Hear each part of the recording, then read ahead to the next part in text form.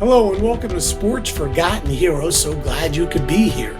Today, my guest is Mike Cobern, who recently finished writing a terrific book about a forgotten team that I think most of you will be very surprised to learn about, the Dallas Texans. Now, I think many of you might be thinking about the Kansas City Chiefs when they were in the American Football League, the AFL. They were originally known as the Dallas Texans and played in Dallas in 1960, 61, and 62 before relocating to Kansas City and rebranding themselves as the Chiefs prior to the 1963 season. But that's not the Dallas Texans we're going to be talking about. Nope. The NFL actually put a team in Dallas for the 1952 season. And man, what a disaster. In fact, it's pretty much an embarrassment as the Texans didn't even make it through the entire season. They had to relocate. Well, sort of. Mike's book, Wards of the League, the untold story of the first NFL team in Dallas, is fascinating and filled with incredible stories and information, some of which he is going to be sharing with us. Now, before we get into today's show, just a quick shout out to my friends at the Sports History Network, of which Sports Forgotten Heroes is a proud member. You can check it out at sportshistorynetwork.com. As always, you can follow Sports Forgotten Heroes on Facebook and X, and you can listen to the audio version only of this show wherever you get your podcasts. Now, without further ado, let's go to today's show with my guest, Mike Cobern.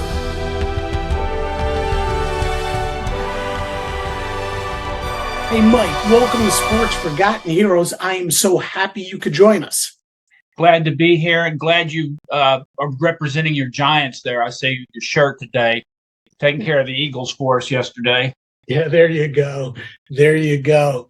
Hey, so we're talking about a team that most people, most even football fans, don't even know existed.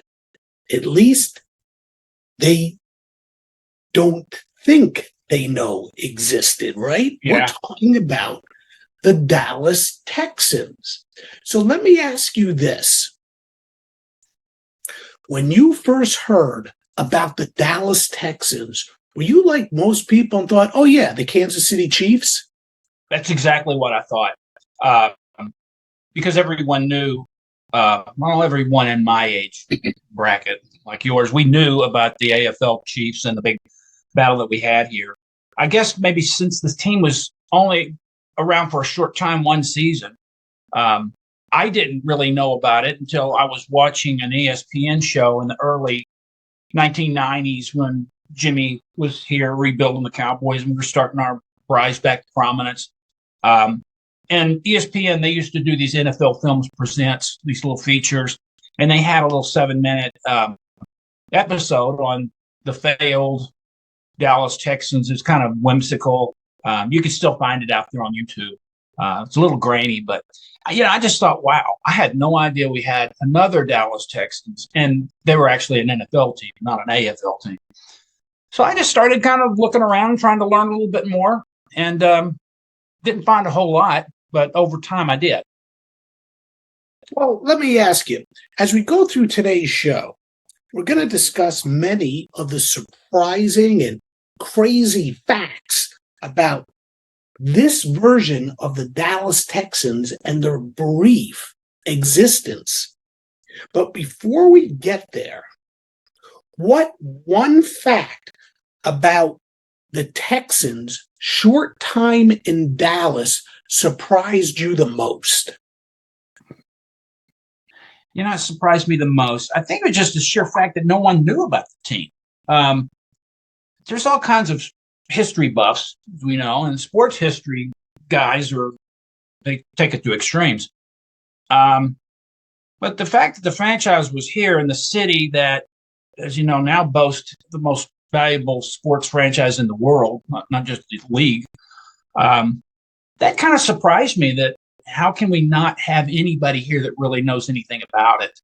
And it not so much because it was so long ago, because everybody has kids and everybody has history books and links and stuff like that.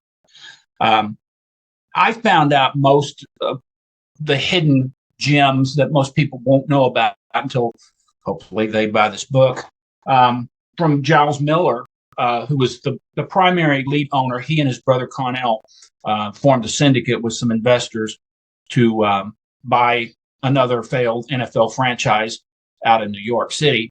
And he had written a book. I say that no book has ever been written about the Texans, and I stand by that. But he had written a book that, and this is the book, it's a little paperback, probably about the size of a greeting card. I don't have the book. I borrowed it from Giles's eldest son. And there were so many tidbits in there. It was kind of a diary-style confessional, is what he called it. And some of the other family members said it's a really hard read, and it was. Words were really small, paperback. He only was said in the book that he was going to print about 50 of them. I don't know that he ever really got to 50, because you can just count on your hands the people in the family that actually had one. He gave everybody in the family a copy and inscribed all of them. So I think one of them had sold in an auction about 12 years ago is what I found. Because I started looking for the book thinking, well, I'll just find, but, couldn't find one anywhere. By the grace of God, Ed Miller lives in Austin, and he gave me this thing on loan. I was going to keep it for a couple of weeks and take some notes and make some copies and all. I kept it for a couple of years. So thank you, Ed, if you're listening. Well, before we get into the Dallas Texans, we have to talk about the origins of the team. They started off as the Boston Yanks, then became the New York Bulldogs, and from there, the New York Yanks. Tell us about the team's existence prior to its move to Dallas. I knew that you were going to want to talk about the New York connection. Yeah, they had Boston. They set up originally in Boston. Boston had an NFL team for 5 seasons in the early 30s. It started, and they started out as the Boston Braves. Their owner was an infamous racist. We all know George Preston Marshall, and he renamed the team the Redskins and eventually moved them to Washington. And they became their own story. But the NFL wanted to put a team in Boston, and in their infinite wisdom, they decided to do it right in the middle of World War II, where players were not in surplus. But they were hell-bent on Boston being a location because they hadn't had one there. It was a large area. And they found an owner. They found a man named Ted Collins. He was he always wanted to own a sports team, and he had the money to fund it. The problem was he wanted to have a team in New York City, because that's where he was from. The NFL had already pre-selected Boston, so in their persuasion, it's either this or nothing. They decided on Boston, that he would settle in Boston. So he called them the Boston Yanks. He wanted to call them the New York Yanks, which he would do a little bit later. They played 5 seasons in Boston, never winning more than 2 or 3 games a year. At the urging, finally, of Collins, the league finally let him move to New York City as the AAFC, the rival conference to the NFL, was starting to talk about merging with the NFL. Basically, the NFL, they wanted to merge the Cleveland Browns, not the AAFC. But the AAFC did have a team in the New York Football Yankees, and they were a pretty good team. They had a winning record every year of the 4 years of that league's existence, except for one. So once he moved, he renamed the Boston Yanks the New York Bulldogs because he wanted to differentiate New York Yanks from the New York Yankees. Changed the colors from green and yellow to blue and white. And then the following year, after they played the first year, he just didn't like the whole Bulldogs thing, so he changed the team's name back to the New York Yanks. And just with the name change, they finally had a winning season. They hired a coach that paid dividends, and they finished 7-5 in third place.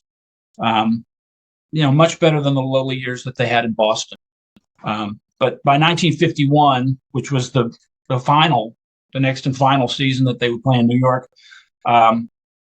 the owner, Collins, he got paranoid with his coach and fired him. He wound up firing the only good coach that he ever had. He, by the end of it, they played 3 seasons in New York. By the end, they had 8 seasons between New York and Boston, and he had 5 coaches in 8 seasons. So, the final year in New York, they hired a coach and they won one game. They went 1-11. So, and that luck would follow them to Dallas. Why did Collins, who wanted this franchise so much, why did he give up on it so easily? It's 2 questions, really. I think reason they just didn't succeed in Boston was due largely to performance, on the field. Coupled with the fact the country was in the middle of a war and most people didn't have time to spend on sports and dedicate the money towards it. And Boston wasn't really a football town then. I mean, it was a baseball town. They had 2 major league teams. New York, the biggest reason they didn't survive is because the Giants were already there. And they had been settled in for, as you know, since the very, very early days. It was their town. It was their town. They got all of the dates they wanted. They got all the times they wanted. And the New York or the Yankees of the AAFC, they also had some success there. So the Yanks pretty much just got what the Giants didn't want. Although they did have the premier playground, they played in Yankee Stadium, which was where the Giants always wanted to live. But yeah, I mean, after 25 years of business, NFL franchises finally started to stabilize. And they'd gone away from the early days when they were in manufacturing towns and small towns in Ohio, places like that, and started to thrive more in the major markets like Chicago, New York, Detroit. Owning a franchise was never really a money-making proposition back in those days. I mean, the guy that usually owned it, he needed to work it. I think in 1951, all but 2 NFL franchises had lost money. So, I mean, it was never going to be, something where you're going to make a lot of money. Mm-hmm. It's just mainly you do it for the love of the game. Mm-hmm. Until today. Yeah. Oh, yeah. So tell us about Gordon McClendon, Giles Miller, and Connell Miller. Who are they? Well, Gordon McClendon was he was the father of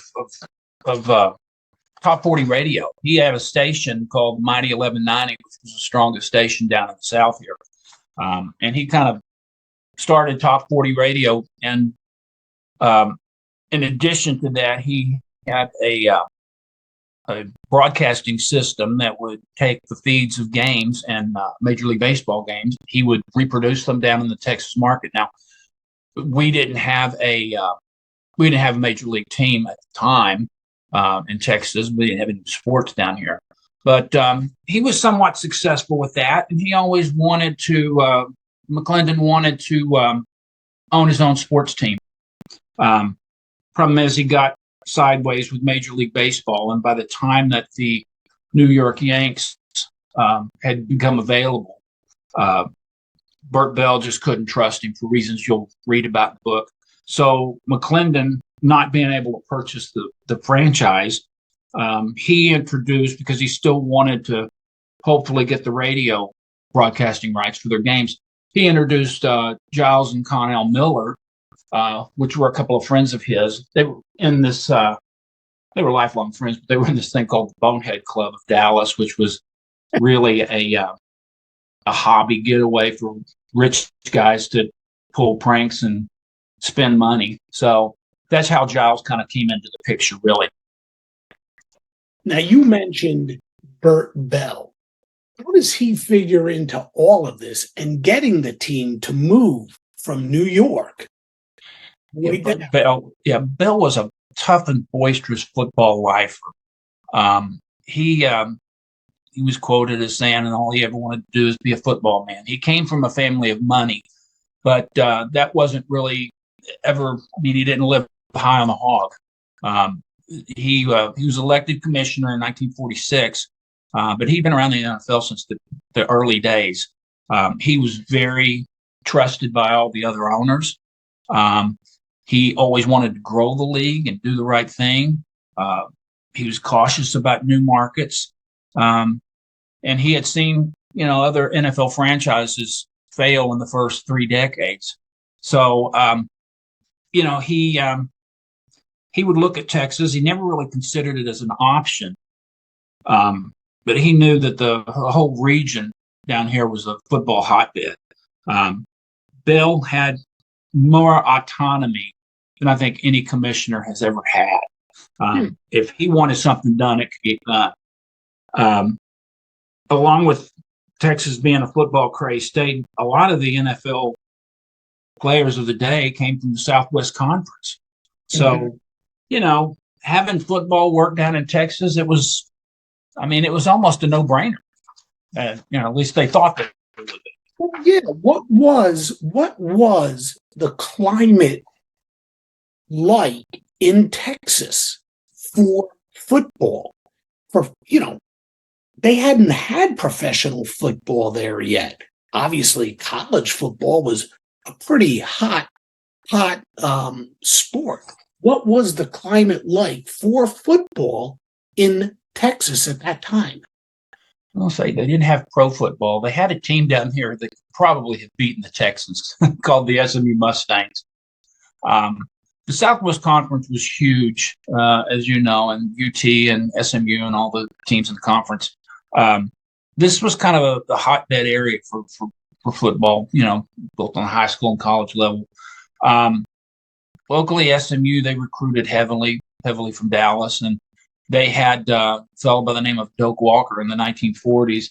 He got to be so popular, he won the Heisman Trophy, that they had to move the games off campus at Ownby Stadium to the Cotton Bowl, which was probably 15 years old, 10, 15 years old at the time. And because of its popularity, they had to expand the Cotton Bowl. They expanded it twice. And that's why they call it the house that Doak built, just to accommodate the popularity of Walker and the Mustangs. So naturally, with the new stadium, it was kind of a can't miss thing. So even in those days, college football was just so much more popular, especially down here, than it was in some other more established areas, where the league had operated, like Chicago and LA and Cleveland.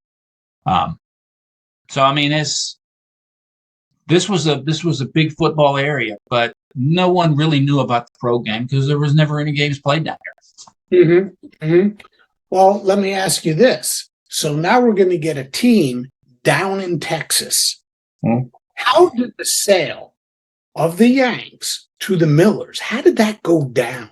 How much did the Millers have to pay for the team, and what other stipulations did they have to meet? Well, Ted Collins sold the franchise back to the league, and he sold it back for an even $100,000. The league, trying to figure out what to do with it, and Bell, they wanted to keep the 12th team. They needed an even number of teams. So that was very important. So all Bell wanted to really do is just sell the charter, for the money that they got out of it. He wasn't in it to make a profit. So any of the assets and the players, and just to recoup the $100,000 is what his goal was. He did disclose to anyone that was going to purchase the team that they would need to take on any remaining debt. He didn't really disclose initially what the debt would be, but it turned out it was $100,000. And then toward the very final days of the negotiation, it was disclosed that you have to take on, you would be in the Giles and Connell, the remaining 8-year lease at Yankee Stadium, which was another $200,000. So overnight, the value of this thing tripled, what they thought they were getting, and then what they actually had to pay. So that was a lot of money back then. There's just a lot more than just taking on player contracts and supplies and stuff. So it was pretty much, Giles was called Mr. X from the commissioner, and he kind of kept it close to the vest until they got the sale finalized. And yeah, I mean, they didn't know what they were getting, and it turned out they didn't get a whole lot. I mean, they buy the team, the trucks show up in Dallas, and they're expecting to open up the back of the trailer, football equipment and what have you. Yeah. By mid-February, when the league finally released all of the assets, which were just kind of contained in a semi, there was so much excitement between the brothers, the Miller brothers, and the rest of the board and syndicate people down here. They thought they'd get a truckload of supplies, equipment, players' records, basically have a pre-assembled football team.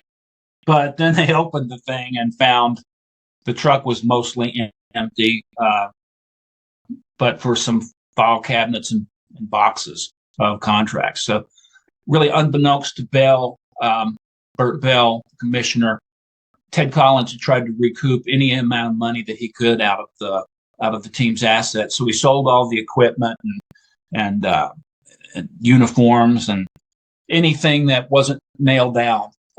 He tried to get his money out of it. So not only you're $300,000 down right off the bat, but now you're not going to get any real tangible assets, is what the Millers found. Before we go any deeper, what was your motivation behind writing this book? And tell us about the name of the book, the title. Yeah, this is one of the most repeated questions that I had gotten.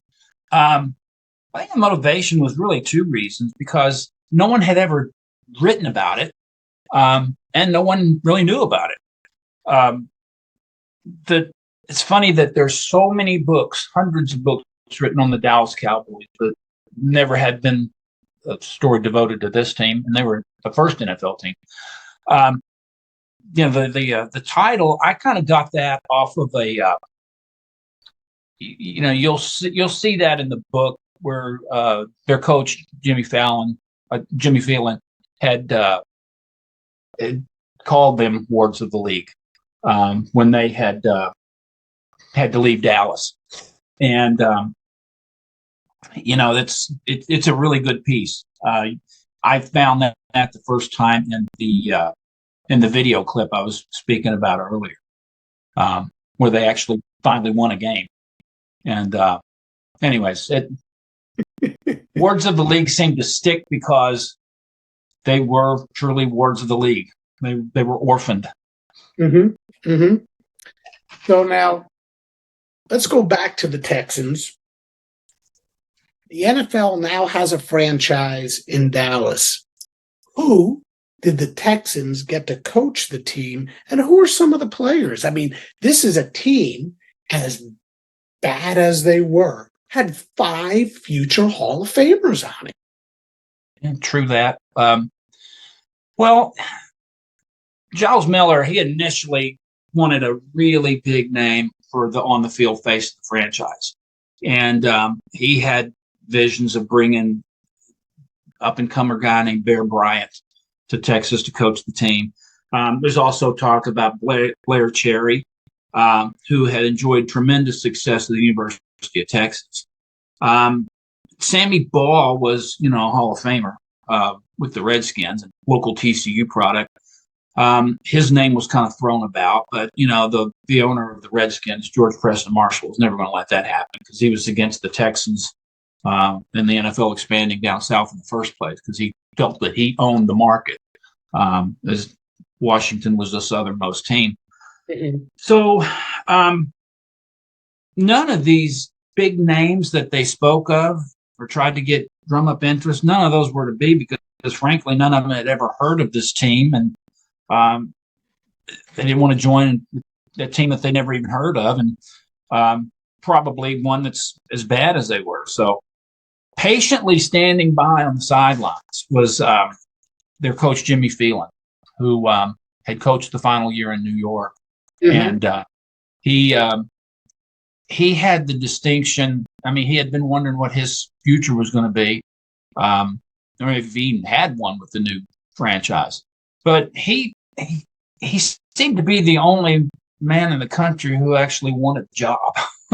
So by default, Miller quickly just made the decision to retain Phelan as his coach because he knew the most about it. And he wound up convincing him that you've been my guy from the very beginning. So that's kind of how it came up. There weren't going to be a whole lot of Bill Belichick's that wanted to come down and take on what was historically one of the worst franchises in NFL history at that time. Mm-hmm. Now, I did say there are 5 future Hall of Famers on the team, and I'd be remiss if, we didn't spend a couple of minutes talking about George Taliaferro, who, by the way, I did a podcast about George a few years ago on Sports Forgotten. Great guy. Yeah. Episode 46. And of course, we also need to talk about Buddy Young. Having these 2 men on the team was certainly groundbreaking. I mean, groundbreaking for a team in Texas. Tell us about them. Yeah. Especially then, because Texas and Dallas was still very much Jim Crow era. And there had never been a sports team here before. And if there had been, there would not have been African-American players. Taliaferro and Buddy Young, they weren't just black players. They were huge talents. And arguably Taliaferro's got the resume to be considered as a Hall of Famer himself. He was the actual first African-American player ever drafted by an NFL team. And Buddy Young went on to have great success. He held a league office. He was employed by the league for decades. And those 2 guys did most of the scoring.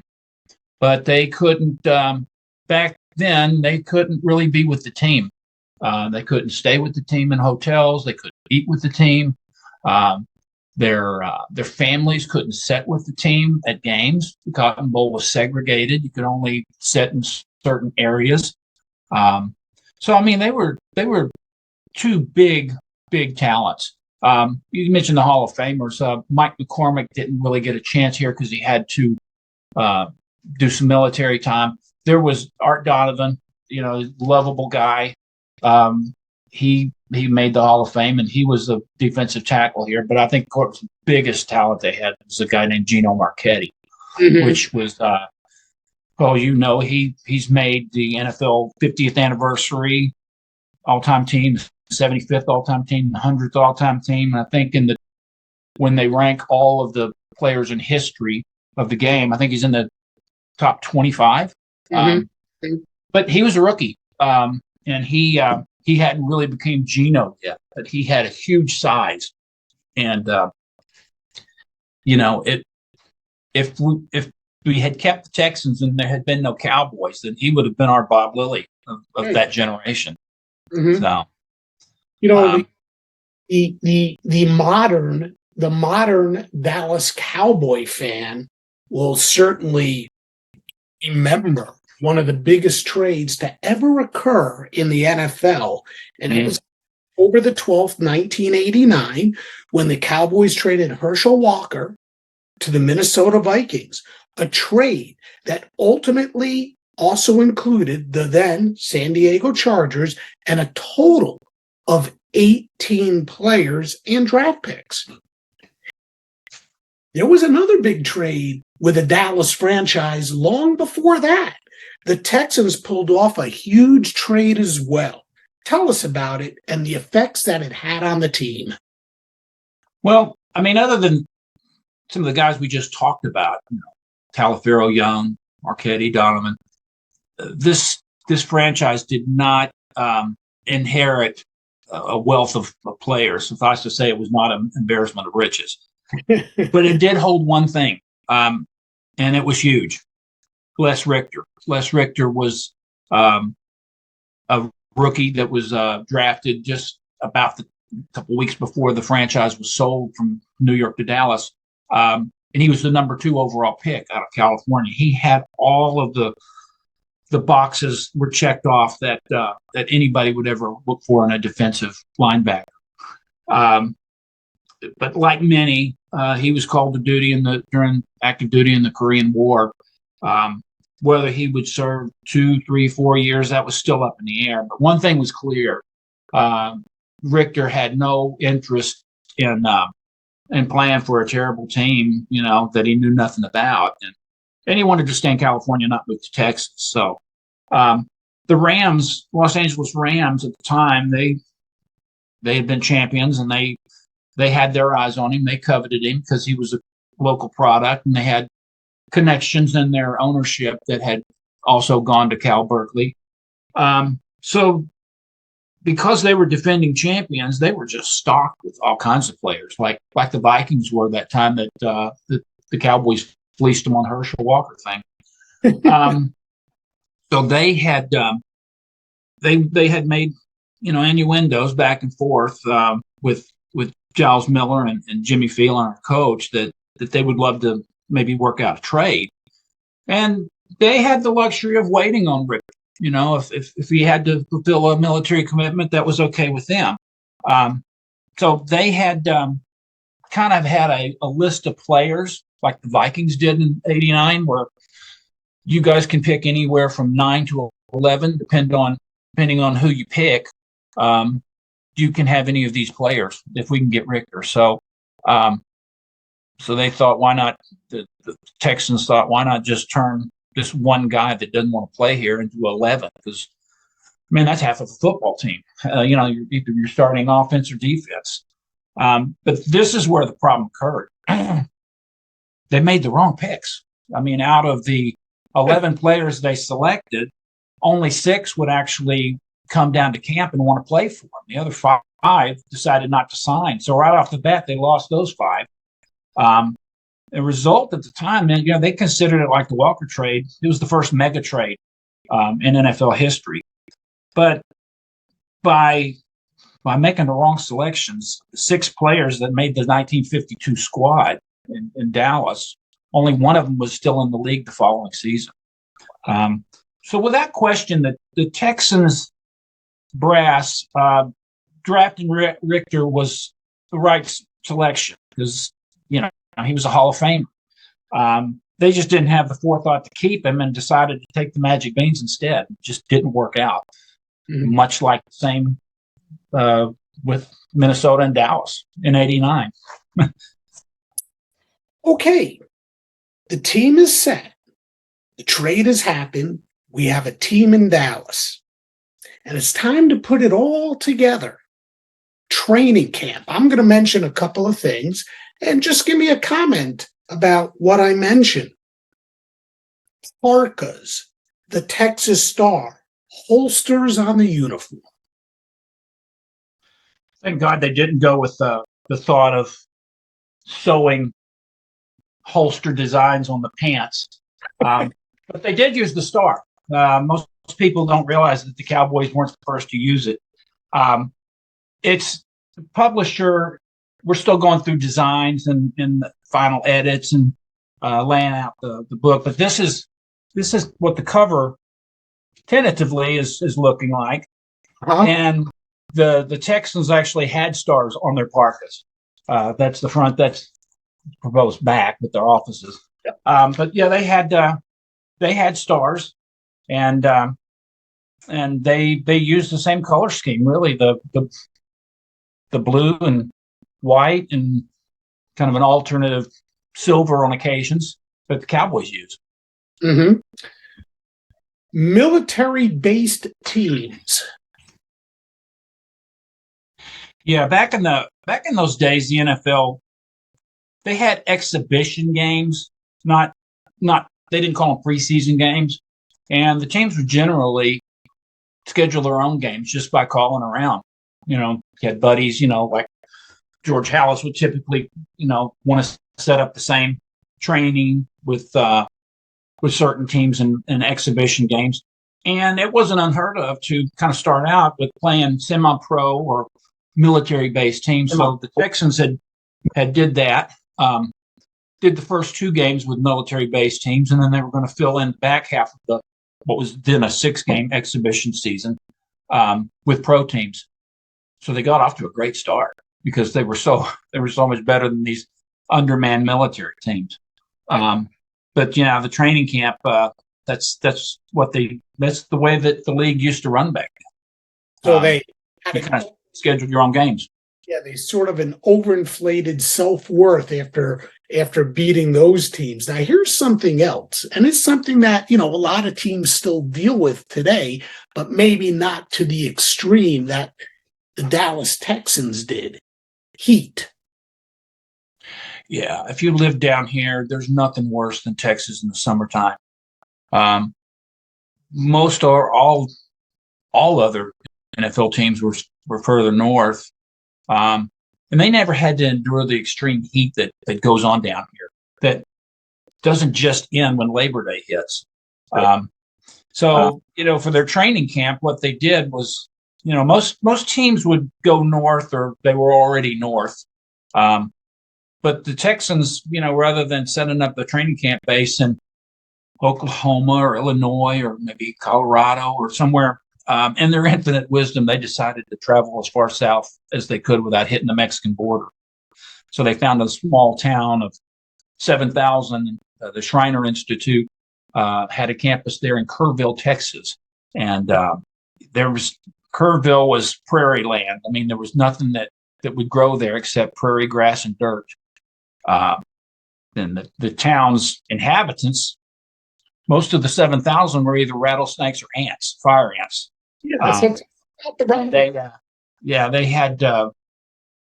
That's where they set up camp, and there's some funny stories in the book that I won't give away about the whole training camp fiasco. But yeah, there were rattlesnakes, and they had to deal with those. All right. So yeah, there's a funny story about their equipment manager that I won't give, but the prairie grass is the tall grass that was dead but still there. That's where the rattlesnakes lived, and when the balls would get in that area, they had to deal with it a certain way. It's a great story. Hey, so training camp is over. It's time to start the season. First up, the New York Giants in Dallas. Mm-hmm. Now, the Cotton Bowl, as we all know today, and you said it's been expanded a couple of times, but, the Cotton Bowl, big stadium. It must have been standing room only to see the debut of professional football in Texas, correct? Standing room only, right? That's what the ownership thought would happen, which is why they didn't really promote the team as heavily as the commissioner wanted them to. Cotton Bowl had 75,000 seats at that time, has more now. But they only netted about 17,500 for that first game. And they were going to play the New York Giants, and the Giants had some Southwest Conference players, Kyle Rowell, a fellow by the name of Tom Landry, who would later play a bigger story in Dallas. And they the league gave the Texans the opener at home against really good New York Giants team, and they took the opening kickoff was fumbled by a guy named Tom Landry, and they picked it up. Texans scored 6-0. They missed the extra point.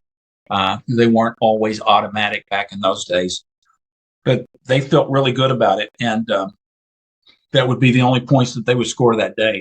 The Giants had pretty much handily after that got the bearings, and they did whatever they really wanted to do. It just wasn't a good start for the Texans, but it would be the only real lead that they would have for a few months, albeit it was 3 minutes. Yeah, it was pretty much downhill. While it lasted, yeah. Let me ask you, I read somewhere that in order for the Texans to have been successful, they would have needed to average about 25,000 fans a game. What did they average? I never really did the averages. I know that 17,500 in the first game was their top. They had one game where they had 11,000. They had one game that they had 12,000. And one game, I think that they called it 10,000. It was the final game, but that wasn't really verified because they played it in a rainstorm. And 17,500 was the record that they recorded. But I mean, it couldn't be that perfect, right? I mean, it had to be something more close to it. So yeah, 25,000 was what Giles Miller and his management team thought.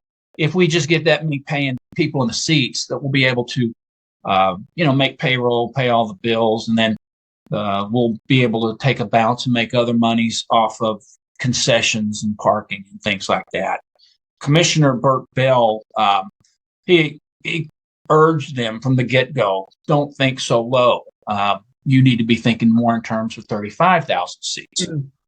Keeping in mind at the time, Cleveland, they could put 80,000 people in Municipal Stadium, and then the Rams had crowds of 100,000 at times out in Los Angeles. So, that's 25,000 was kind of the benchmark of if we could just get that many. But all's told, you ask about the average, we probably got half of the average over the games that they played here. So, it was just, it wasn't good. Mike, let me ask you this, personal opinion. Why, you've done all this research, you have the book coming out, probably know more about the Dallas Texans than almost anybody. In your opinion, why did professional football miss so badly at that time in Dallas? Because, a decade later, it sort of succeeded with the Cowboys. Yeah. I don't know. I think that part of it was because the area didn't have a history with the rest of the league. They didn't really have a whole lot of interaction with other NFL teams. Coupled with the fact our team was so bad, people weren't really, familiar with pro football like they were college. And, college football was still the big deal down here. Why didn't it go here? I did a lot of that thinking when I was reading through Giles's private writing that we talked about earlier in his little book that he gave to his family, that maybe the answer will be somewhere in there. I just think it was the right place but wrong time. Does that make sense? I know that Connell Miller Jr. had kind of penned that in an article a few years back, and it did turn out to be, Dallas was the right place. It just it did not work out at that time because it was quite a stretch to get this far south when all of the teams are pretty much up in that Northeast, Midwest area, aside from the Los Angeles and San Francisco franchises, which were just a different world. So there just wasn't a whole lot of familiarity. So, well, we know attendance was bad. The team was bad. And after their fourth home game, which was the seventh game of the season, a 27-6 loss to the Rams, the team shut down its operations in Dallas. I mean, they didn't even really make it a full year as the Dallas Texans. They were still called the Dallas Texans, but that was it. And they relocated in name to Hershey, Pennsylvania. Even though they never played a game there, they called Hershey, Pennsylvania home. What led to all this, and why did the rest of the NFL owners not support this team and help it to survive? Well, the final game they played at the Cotton Bowl, it was in a monsoon. It was quite a scene against the Rams. It wasn't completely unheard of in those days when Burt Bell made the schedules. He made them manually by hand with little index cards. We played the Rams in consecutive weeks. So we had the Rams to play in Dallas, and it had been raining all week. And we'd gotten drilled in the Coliseum the week before. So franchise was running low on money and running low on hope. You know, the first few games at the Cotton Bowl had just been a complete disaster. So as the widespread rain continued, leading up to the kickoff, it was pouring. Burt Bell, the commissioner, he could smell something was going down and that they were running out of hope.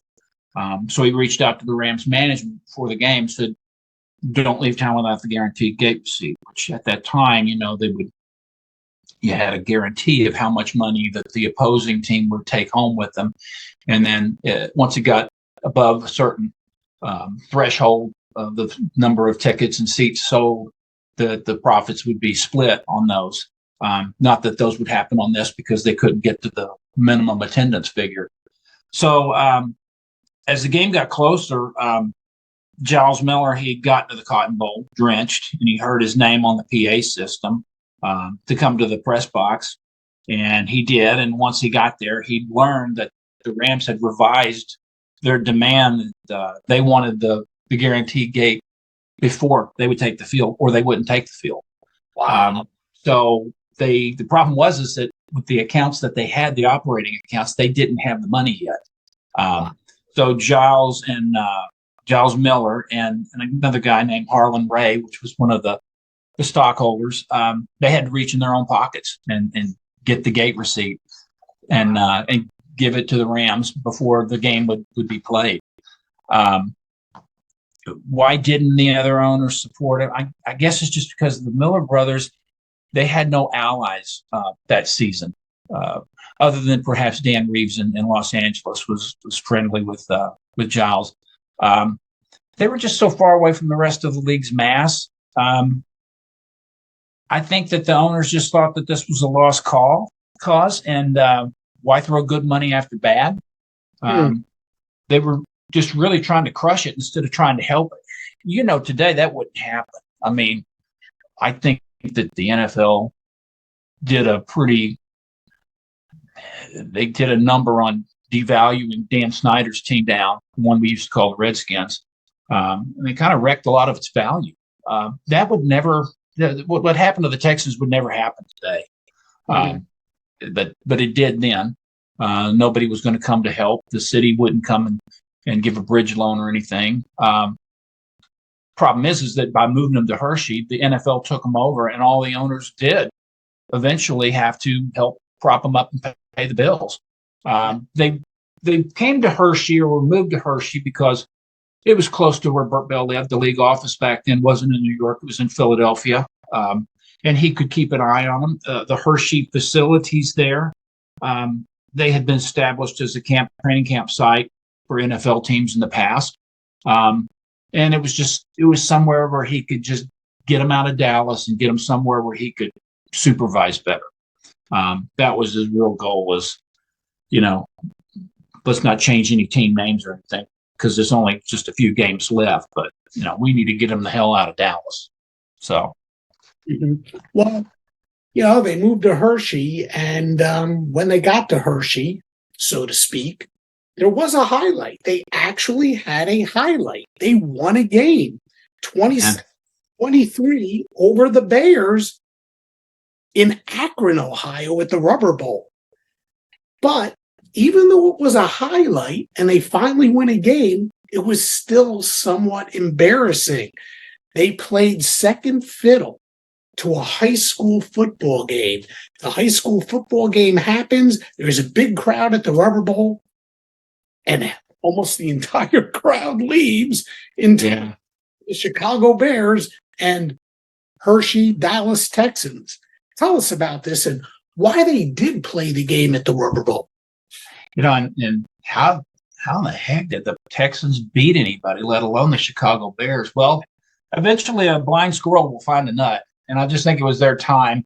The Bears, they were set to play the Bears originally in Dallas the Sunday following the rain game against the Rams.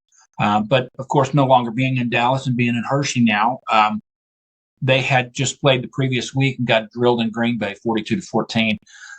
They were traveling back across the Ohio Valley toward Hershey, and then Burt Bell sent word to Jimmy Phelan as they were traveling that they were going to stop in Akron and play this game in the Rubber Bowl.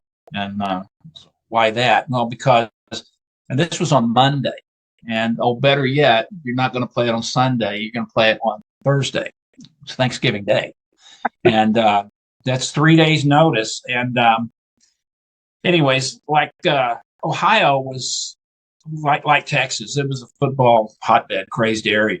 They were to play the Akron High School Championship game at the Rubber Bowl, which was fairly new stadium at the time.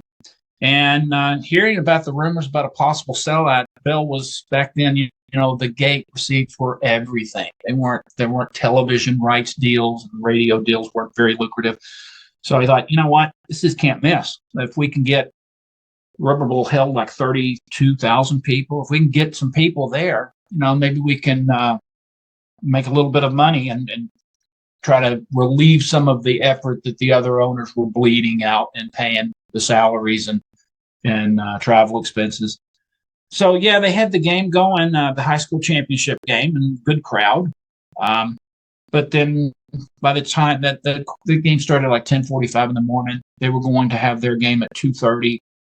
As the game wore on, the high school game, it started to get a little cold and chilly and drizzly. Most people just wanted to go home and eat turkey and get on with their holiday. So most everyone got up and left. There's about 2,000 people that stayed. Since the league started tracking attendance, this is the smallest crowd that was ever recorded for a game, with the exception of COVID a couple of years ago. But it was terrible for them because they thought we're finally going to get a good crowd to watch us and all, and then everybody got up and left. George Halas was still coaching the Bears at that time. He decided to, looking across the way, and he sees these guys, Texans players, and he's like, a bunch of bums. I mean, we're not going to risk any injury to our starters. So he didn't even go with the second or third stringers. He went with anybody there that had a uniform. So by doing that, the Texans were able to take advantage early, build a lead, and then Halas was just infuriated that this was happening. So he put all of his starters in. Lo and behold, they came back and took the lead over the Texans, and it's going to be like heartbreaking. But in the end, they pulled out a miracle on Thanksgiving Day. Holidays are the time for magic, huh? Wow. Incredible. The one team they beat is the Chicago Bears. Hey, the Texans went on to finish that season, their lone season, with a 1-win, 11-loss record. They were 1-11. How bad were those final few games for the players to have to even play? And what happened to the Texans? What happened? Well, after that Thanksgiving miracle, they got drilled in Philadelphia and Detroit. Detroit would go on to finish that season and win the championship. I think that at that point, everyone on the squad just wanted to get through the season and get home. Those two games were like all the other losses. They were pretty much lost in the first half. And if you look at their score of the games, the score it wasn't even that close. They would just, once they get drilled in the first half, it was typical in every game. They just lose their enthusiasm and just wind up in misery. I mean, they kind of disbanded for the season. You'll have to read what happened to some of the players, but if you want to get into what happened to the franchise, Bert Bell thought, well, this time around we're gonna keep our eye on things. The Millers did buy all the equipment. They did have some good players. They just didn't have a very good team, and Bill was ready to get rid of the Coach Jimmy Phelan.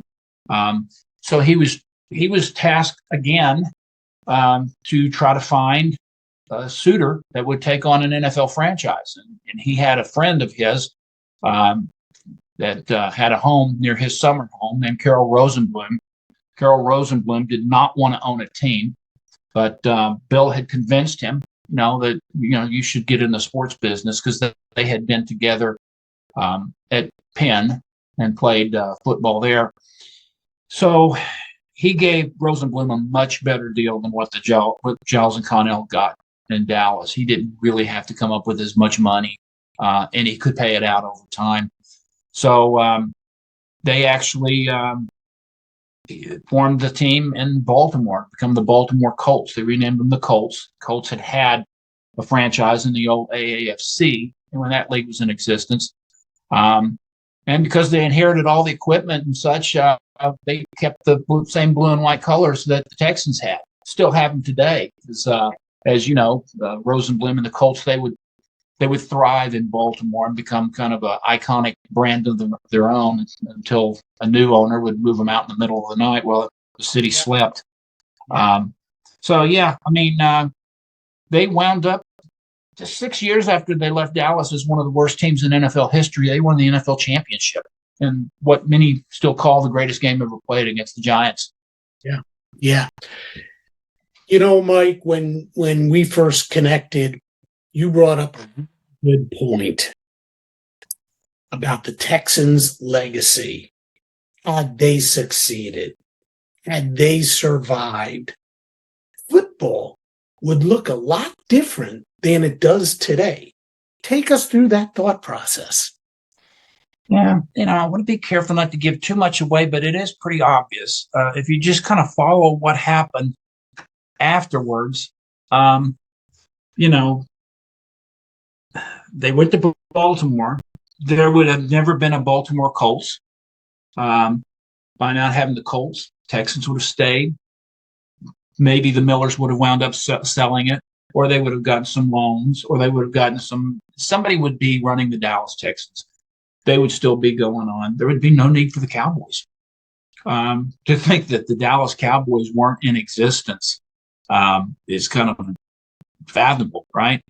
And then there's another little wrinkle that Lamar Hunt he wanted to form the American Football League because he wanted a team for Dallas and he couldn't get an NFL team. But if you think, without him doing that, how many more teams would that have affected? And I'll stop there because it's a chapter in and of itself. But if things had just worked out differently, it's like the old Marty McFly thing, don't touch anything or it'll unravel everything. The landscape of the league would have been much different than what we see today. Sure. So let's wrap this up. This has been a fascinating discussion. I love it. Nobody, when you say the Dallas Texans, most people think of the Kansas City Chiefs, when in fact, that's not who this version of the Dallas Texans is. So they're the Indianapolis Colts now. Yeah. So how should the Dallas Texans, the first Dallas Texans, be remembered? What is their legacy? I would like some to ultimately be remembered and garner a little bit of respect for the efforts that Giles and Connell put together, trying to do the right thing and bring sports to Texas. not just the first football team, the first sports team that they brought here. Sure, it failed. They couldn't keep it afloat, but they tried. They shouldn't be criticized for that. They got no help.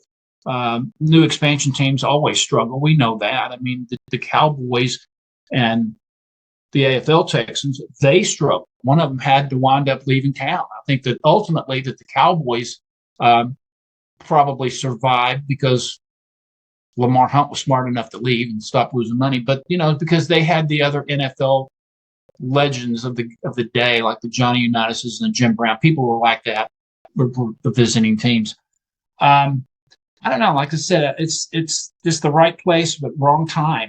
And whether or not anyone wants to acknowledge it, all that the Colt franchise wound up ultimately being and has been all started out with one season in Dallas. And, I just want people to become aware of the story because I can't tell you how many people are like, I had no idea. And you mentioned at the top of the broadcast here that, even people that know about football, most don't know about this story. So I always like learning something new. And, maybe this will teach football people or just history people something new. Well, Mike, I thank you so much for spending some time with us. The story is fascinating. The Dallas Texans, ward of the league.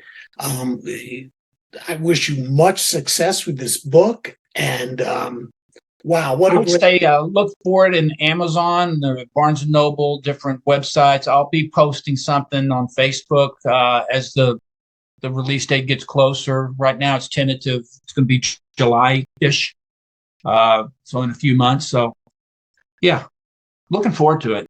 Looking forward to seeing it. It's kind of nice to say I wrote a book and there it is on the shelf. And, check that off the bucket list. Yep.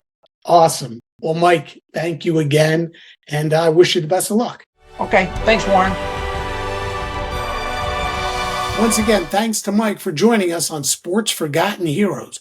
And when his book, Wards of the League, the Untold Story of the First NFL Team in Dallas, comes out this summer, July, please pick up a copy. You won't be disappointed. Hey, and thanks to all of you for joining me on Sports Forgotten Heroes, and we'll see you next time.